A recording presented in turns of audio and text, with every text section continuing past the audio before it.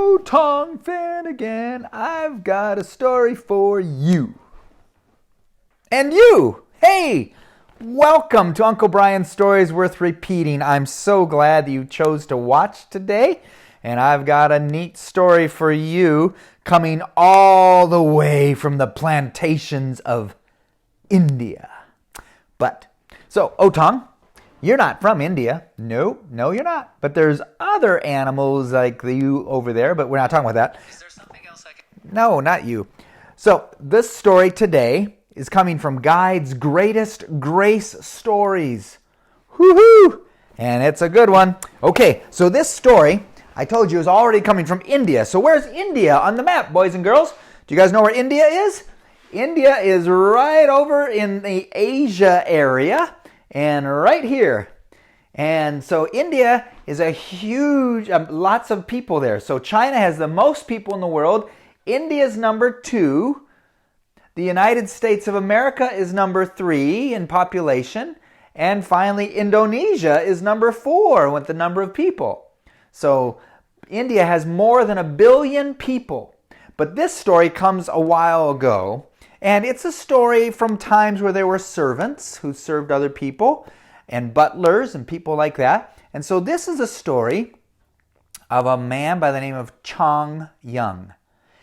And so Chong's job as a servant was to serve his master, who was a British English man from England. So that's all the way over here. But the British folks love their tea. Oh, they love to drink tea. And so the British would have many plantations to grow tea in India. I've been to some of those plantations, and they're pretty amazing. We've seen plantations in Indonesia also. They're just the beautiful tea plants and tea leaves, and people go and pick them and care for them. And they create the tea that the British and the English people drink. Well, so this man, his master, was from England, but he was living there in India. So he's in the house, and it's hot, and he's always fanning himself, or sometimes the servants would come and fan him. And Chong Young, he was the master butler. It was his job to be able to almost plan ahead before his master needed anything. His master might be sitting there eating some food, and if he stood up and act like he wanted something special, immediately Chong would be right by his side, say, "May I help you, sir?" And Chong was from China. So the story's from India, but Chong was from China and serving an Englishman. So it's a international story. And so Chong was an excellent servant, an excellent butler. He knew what his master would request even before. He would have it prepared. He knew when to hand him a spoon, possibly, or he knew, "Would you like 2 cubes of sugar again, sir?" Or he would immediately pour more tea into his cup, and he would always be right there, never too close, never talk, but only speaking when he needed to be there and to care for his master. Kind of like some of the Bible stories that we have. Remember, if you read in the Bible stories, there's an amazing story of Nehemiah, who was the cupbearer to the king. Very similar thing, only this Englishman's not a king. And so they were eating one day, and Chong had been such a faithful servant. He knew everything. He did everything so well. And so he, one day, very quietly, not speaking too fast or too slow, and not too loud, but he said to his master, "Master, I will go to China soon." And the master was still kind of eating. "Oh, yes? Why is that, Chong?" "I will go to China soon, and I will find you a new servant, and I will train them to be back here for you." And the master's like, "Chong, why are you going to China? I don't need a new worker. Are you sick?" "Oh, no, master. Chong is not sick." "Well, why do you need to go to China?" "Chong must return to China. I will train a new worker, and they will come here and care for you and do an excellent job."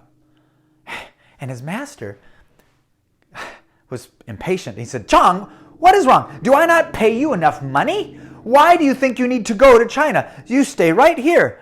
What is wrong?" "No, master. No, master. You pay money enough. Chong's English wasn't perfect like his master, but he was able to communicate just fine.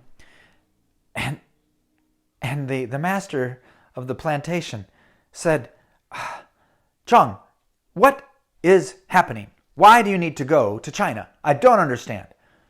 And Chong said, I will go to China to die.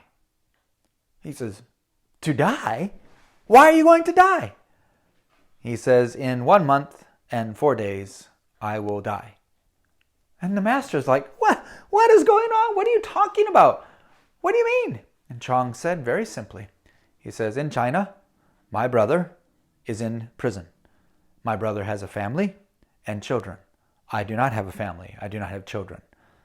And in my country, in my place, a brother can die for a brother. And he will be hung on that day, 1 month and 4 days from now. I will go to China and take his place. And I will train a servant before I go to care for you. Oh, can you imagine that? And the master sat there listening, and almost his mouth falling open.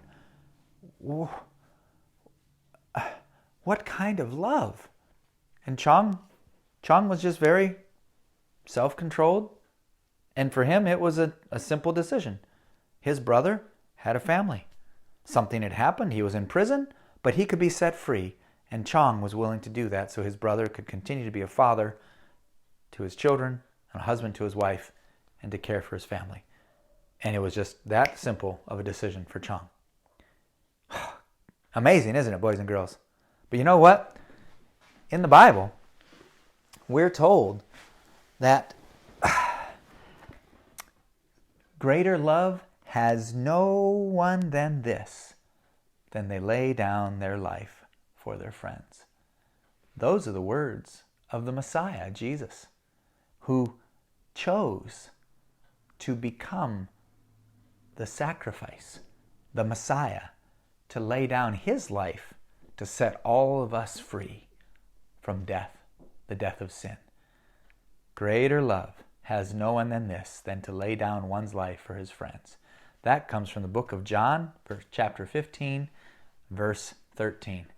The Messiah was willing to do that and did do that for all of us so that we now can live. Isn't that amazing, boys and girls?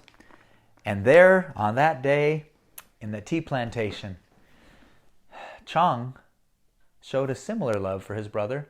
And from that point on, there was a new servant who cared for that master.